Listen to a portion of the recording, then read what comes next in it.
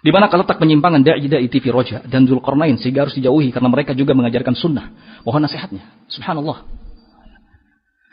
Kita sudah sampaikan di penjelasan pertama bahwa yang jadi persoalan menilai seseorang apakah di atas sunnah atau tidak hanya sebatas ketika didapatkan bahwa orang itu mengajarkan kitab-kitab sunnah.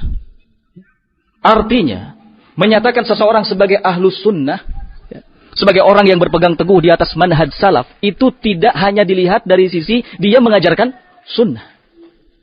Dengan hanya sekedar mengajarkan sunnah, mengajarkan kitab-kitab sunnah, tidaklah dengan serta-merta dia dikatakan sebagai sunni, sebagai ahlus sunnah, sebagai salafi.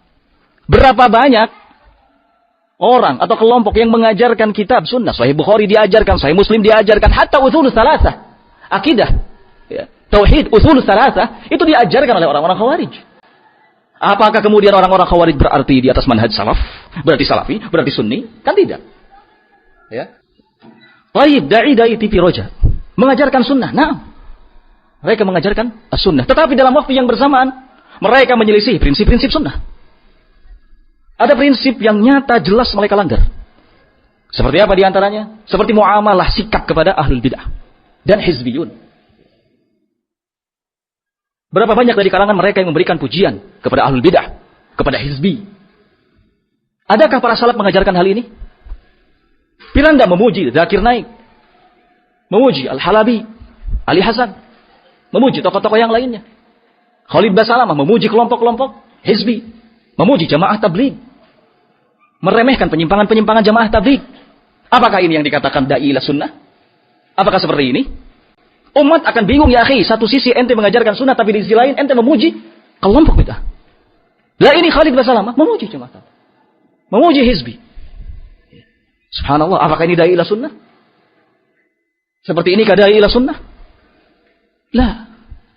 Bermudah-mudah mengunjungi mubtadi'in, mengunjungi, berziarah, berkunjung kepada ahlul bid'ah. Seperti yang dilakukan Ali bin Badri dan juga yang lainnya. Coba berdialog, berdiskusi, ya, mencari kesepakatan. Ya subhanallah, mencari kesepakatan dengan ahlul bidah. Apakah ini dilakukan oleh para salaf? Apakah para ulama kita memberikan contoh dalam hal ini? Tidak. Ya. Jadi satu prinsip. Belum lagi yang lainnya. Soal apa? Soal tasahulat. Soal bermudah-mudahnya mereka. Sehingga dengan sikap ini pada akhirnya mereka banyak melanggar aturan-aturan Islam, syariat-syariat Islam. Ikhtilatnya itu terjadi. Bagaimana Abdullah Tuwaisikal ketika menyampaikan ceramah? Bebas. Yang perempuan, yang laki-laki, enggak ada masalah. Ya subhanallah. Belum lagi menyewa sebuah hotel, ya, mengadakan taklim di sana. Kemudian terjadi ikhtilat. Ya subhanallah. Apakah seperti ini? Dakwah salaf? Bermudah-mudah? Ya. Kalau sudah TV, jelas masalah TV. Ya, sudah sangat-sangat jelas. Banyak sekali para wanita-wanita yang terfitnah. Ini fitnah. Belum lagi selfie-selfian. Apakah ada da'i-da'i ahlus sunnah, para ulama mengajarkan seperti itu? Selfie-selfie seperti yang dilakukan oleh Badrus Salam? Selfie, moto sendiri ya akhi. Selfie. Antum tahu selfie kan? Badrus Salam mencontohkan hal yang seperti ini kepada umat. Inikah yang dikatakan da'i sunnah? Da'i salaf? Adakah para ulama yang berikan contoh? Tolong tanyakan kepada ulama tentang da'i yang seperti ini kelakuannya. Belum lagi Badrus Salam dalam dakwahnya melakukan gaya-gaya orang kafir. Seperti apa itu yang maniken, ya. Itu. Apa? Iyalah pokoknya itu. Ya. Ini kan yang disebut wasilah dakwah. Wasilah dakwah seperti ini. Subhanallah. Banyak lagi persoalan-persoalan yang lainnya. Ya. Dzulqarnain la yasma nasihatul ulama, tidak mendengar nasihatnya para ulama. Ya. Tidak mendengar bimbingannya para ulama. Ya. Akibatnya apa? Semakin menjauh dari salafin, ahlus sunnah, dan semakin dekat kepada hizbiyun.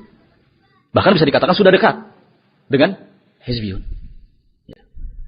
Hakata da'i sunnah. Apakah seperti ini da'i sunnah?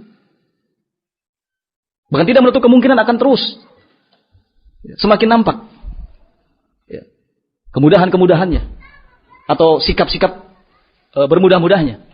Nanti mulai masuk TV, mulai masuk YouTube, mulai ya, dan seterusnya. Nah. Ini salafi nggak beres. Jangan diikuti orang salafi seperti ini. Salafi macam-macam. Ada salafi tukang ghibah, Ada salafi yang baik, ada salafi yang tukang tahdzir, ada salafi kurang kerjaan seperti salafi ini.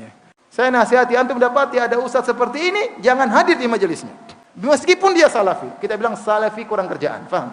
Tinggalkan dia.